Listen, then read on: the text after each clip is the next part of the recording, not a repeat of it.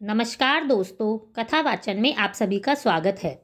इस वीडियो में हम आपको आंवला नवमी के दिन सुनी जाने वाली कथा बताएंगे।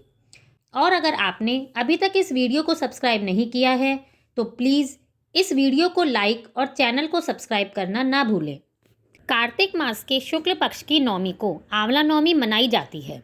इसे हम सभी अक्षय नवमी के नाम से भी जानते हैं। अक्षय नवमी पर आंवले के पेड़ की पूजा की जाती है और इस दिन अक्षय नवमी का व्रत भी किया जाता है।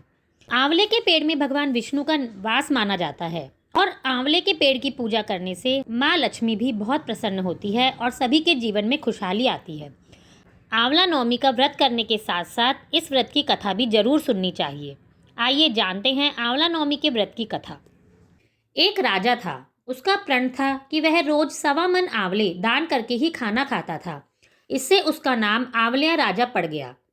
एक दिन उसके बेटे बहू ने सोचा कि राजा इतने सारे आंवले रोजाना दान करते हैं, इस प्रकार तो एक दिन खजाना खाली हो जाएगा।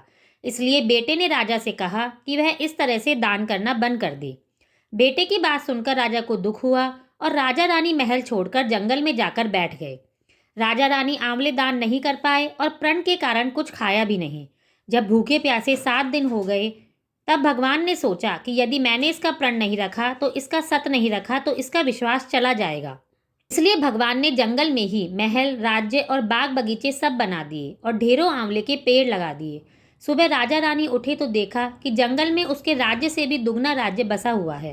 राजा रानी से कहने लगे, रानी देख, कहते हैं सत मत छोड़े सूरमा सत छोड़िया पत जाए, सत की छोड़ी लक्ष्मी फेर मिलेगी आए। आओ नहा धोकर आंवले का दान करें और भोजन करें। राजा रानी ने आंवले दान करके खाना खाया और खुशी खुशी जंगल में रहने लगे। उधर आंवला देवता का अपमान करने के कारण, माता पिता से बुरा व्यवहार करने के कारण बहू बेटे के बुरे दिन आ गए। राज्य दुश्मनों ने छीन लिया और दाने दाने को मोहताज हो गए। काम ढूंढते ढूंढते अपने पिताजी के राज्य में ही आ गए। उनके हालात इतने बिगड़े हुए थे कि पिता ने उन्हें बिना पहचाने काम पर रख लिया। बेटे बहू भी सोच नहीं सकते थे कि उनके माता पिता इतने बड़े राज्य के मालिक हो सकते हैं, इसलिए उन्होंने भी अपने माता पिता को नहीं पहचाना। एक दिन बहू ने सास के बाल गूंथते समय उनकी पीठ पर मस्सा देखा। उसे यह सोचकर रोना आने लगा कि ऐसा मस्सा मेरी सास के भी था। हमने यह सोचकर उन्हें आंवले दान करने से रोका कि हमारा धन नष्ट हो जाएगा। आज वे लोग जाने कहाँ होंगे। यह सोचकर बहू को रोना आने लगा और आंसू टपककर सास की पीठ पर गिरने लगे। रानी ने पलटकर पूछा कि तू रो क्यों रही है। उसने कहा, आपकी पीठ पर जैसा मस्सा मेरी सास की पीठ पर भी था। हमने उन्हें आंवले दान करने से मना कर दिया, इसलिए वे घर छोड़कर चले गए।